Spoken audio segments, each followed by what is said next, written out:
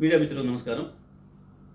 ఈ మధ్యకాలంలో జానారెడ్డి గారు సూర్యాపేట పర్యటనకు వచ్చిన సందర్భంగా వారితో పాటు కలిసి మరొక మాజీ మంత్రివర్యులు దామోరెడ్డి గారు ఇద్దరు నా పైన కొన్ని ఆరోపణలు చేశారు. ఇక్కడ సూర్యాపేటలో జగదీష్ రెడ్డి ఏమీ అభివృద్ధి చేయలేదు, దామోరెడ్డి గారి నాయకత్వంలోనే బ్రహ్మాండమైన అభివృద్ధి జరిగింది, సూర్యాపేట పట్టణ ప్రజలు తుంగతుర్తి ప్రజలు కూడా చాలా సంతోషంగా ఉండి చాలా సుఖ సంతోషాలతో వర్ధిల్లుగా అన్నాడు. జగదీష్ రెడ్డి గారు వచ్చిన తర్వాత వారందరూ కూడా ఇబ్బందులు పడుతున్నారు, ప్రజలు ఏమీ జరగలేదు, ఇక్కడ ఒక్కరోజు కూడా ఇక్కడ పనిచేయలేదు అనే మాటలు మాట్లాడి చూసినాను నేను మీడియా పత్రికలు. ఆ తర్వాత కూడా దామోరెడ్డి గారు 2-3 రోజులు కొనసాగించాను దీన్ని అని చెప్పి చూసినాను. దయచేసి నేను సూర్యాపేట ప్రజలకి తుంగతుర్తి ప్రజలకు కూడా విజ్ఞప్తి చేస్తా ఉన్నాను.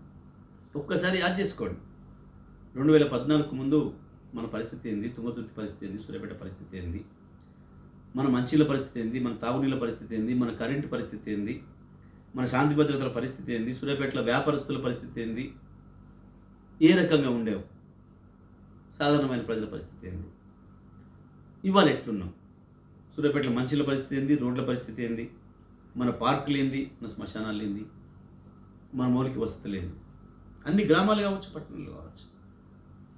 ఒకసారి ఆలోచన చేయండి దయచేసి. ఏం జరిగింది, 10 ఏళ్లలో ఎంత అభివృద్ధి చూసినాం, ఇది 4 నెలలుగా ఏం జరుగుతుంది మనం పోల్చి చూడండి దయచేసి.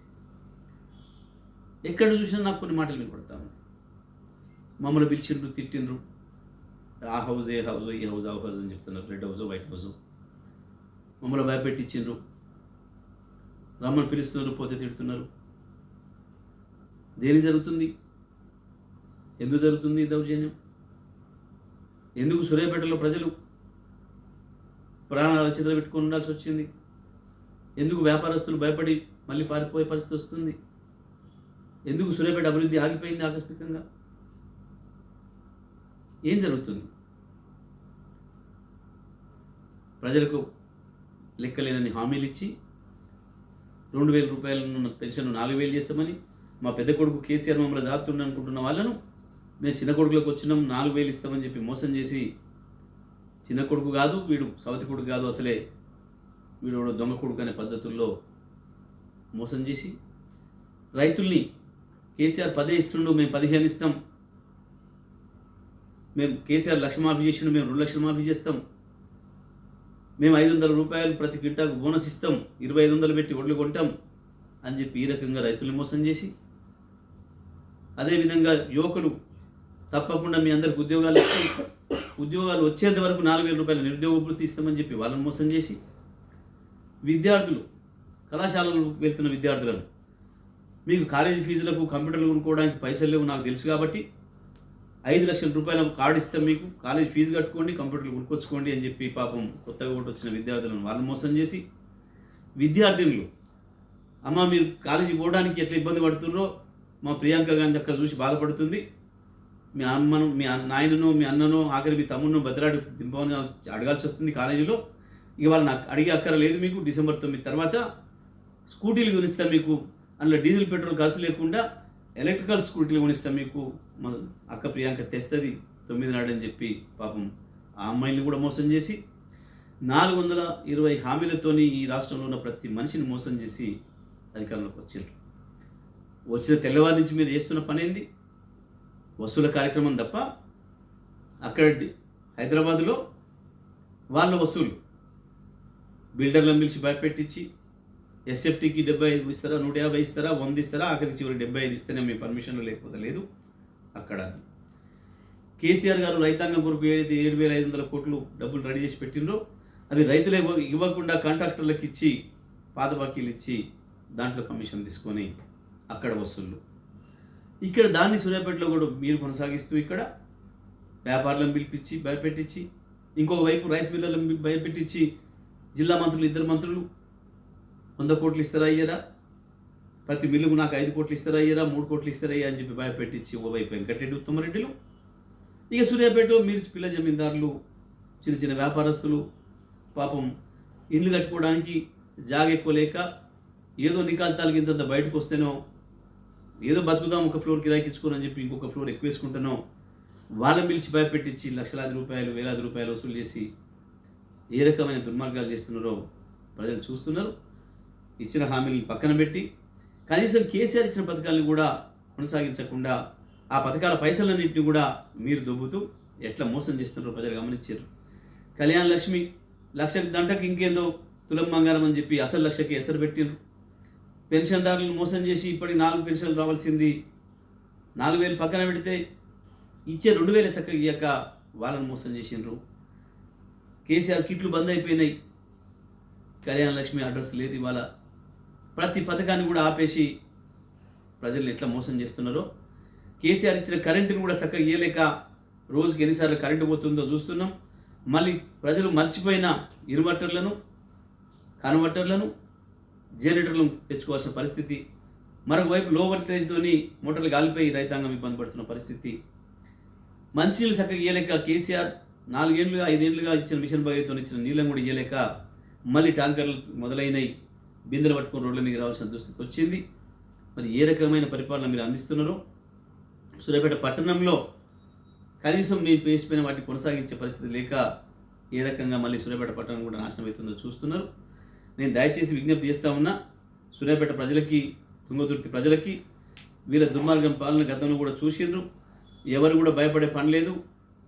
నిజమే కొంతమంది బాధపడుతున్నారు, మామూలుగా కాదు. వాళ్ళు పక్కన పెడదాం.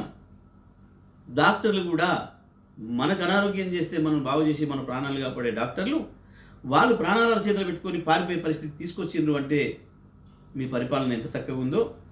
మీరు నా మీద చేసే విమర్శలకు కొంచెమన్నా సోయి ఉండాలి. ఏమనుకుంటున్నారు ప్రజలు అనేది ఆలోచన ఉండాలి. నేనేం చేసినా మీరేం చేసిండ్రో ప్రజల దృష్టిలో ఉంది. తప్పకుండా జానారెడ్డి గారు, మీరు ఈ జిల్లాకి ఏం ఒరగబెట్టిరో, 17 సంవత్సరాల మంత్రి ఉండి మీరేం అభివృద్ధి చేసిండ్రో, ఇక్కడ మీ సహచరుడు దామోరెడ్డి ఏమేమి పనులు చేసిండో అందరికి కూడా దృష్టిలో ఉంది. సూర్యాపేట ప్రజలు, తుంగతుర్తి ప్రజలు ఏం మర్చిపోరు. మీకు వాళ్ళ కాలంలో ఏముండేనో, మేము వచ్చినకి ఏముందో, వాళ్ళ రక్తాలు బారితే ఇవాళ బ్రహ్మాండమైన గోదావరి నీళ్ళు వచ్చి ఎట్లా సస్యశ్యామలం చేసిందో 4 నెలల్లోనే నరకం చూపించారు. నీళ్ళు ఇచ్చి రైతుల్ని మోసం చేసి తుంగతుర్తి, సూర్యాపేట, కోదాడ ప్రాంతాల్లో ఎక్కడ కూడా 3వ తడి నీళ్ళు, 4వ తడి నీళ్ళు ఇవ్వకుండా పొట్టకొచ్చిన దశలో నీళ్ళు ఎగ్గొట్టి రైతుల్ని మోసం చేసిండ్రు. ఒక్కొక్క రైతుకు 1,00,000, 1,50,000, 2 లక్షలు, 3 లక్షల పెట్టుబడి నాశనం చేసిండ్రు. గంత చేతగాని మంత్రులుగా మీరు ఉన్నారు.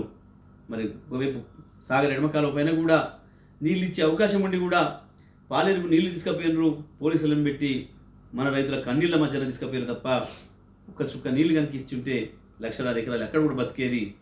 రైతాంగం పట్ల సోయి లేదు, ప్రభుత్వాన్ని అడిగే దమ్ము లేదు. పదవుల కొరకు, పైసల కొరకు ఒక దద్దమ్మల్లాగా హక్కుల గురించి కొట్లాడడం మర్చిపోయినరు. మరొక వైపు కృష్ణాని తీసుకుపోయి కేంద్రానికి అప్పచెప్పినరు. ఇంకొక వైపు బీజేపీ పార్టీ ఏమో గోదావరి తీసుకుపోయి తమిళనాడు తీసుకుపోయి ప్రయత్నం చేస్తుంది.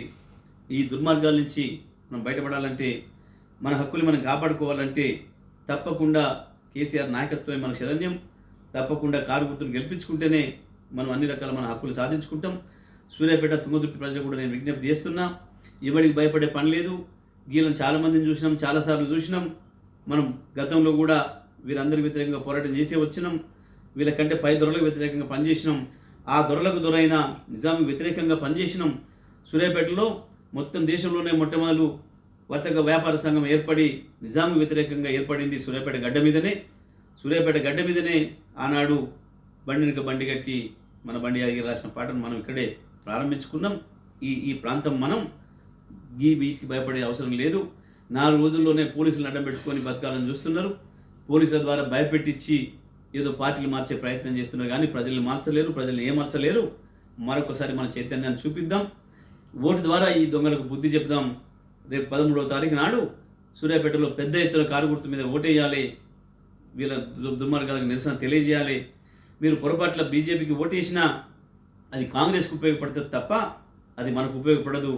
బీజేపీకి ఓటేస్తే మన కాళేశ్వరాన్ని వద్దన్నట్టు, మన గోదావరి తమిళనాడు తీసుకుపోమన్నట్టు అవుతుంది. కాంగ్రెస్కి ఓటేస్తే వీళ్ళ దుర్మార్గాల్ని అంగీకరించినట్టు అవుతుంది.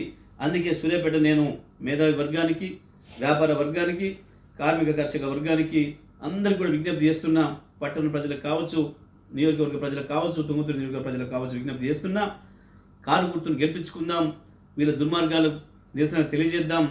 మంచి మెజారిటీ ఇవ్వడం ద్వారా కారు పైన వీళ్ళు చేస్తున్నది తప్పు అని చెప్పడానికి మీకు ఒక మంచి అవకాశం మీ చేతికి వచ్చింది. దయచేసి అందరూ కూడా ఆలోచన చేసి 13వ తారీఖు నాడు విధిగా ఓట్లో పాల్గొనండి. తప్పకుండా కారు గుర్తుకి వేయండి. మీరు ఎంత మెజారిటీ ఇస్తే వాళ్ళు చేస్తున్న దుర్మార్గాలకి అంత నిరసన ఉంది ప్రజల్లోనే భావన వస్తుంది. కాబట్టి దయచేసి అందరికీ నేను విజ్ఞప్తి చేస్తున్నా, కారు గుర్తు మీద ఓటేసి అక్కడ కామ మల్లేష్ గారికి, ఇక్కడ కంచెల కృష్ణారెడ్డి గారికి మంచి మెజారిటీ ఇవ్వాలని చెప్పి కోరుకుంటూ సెలవు.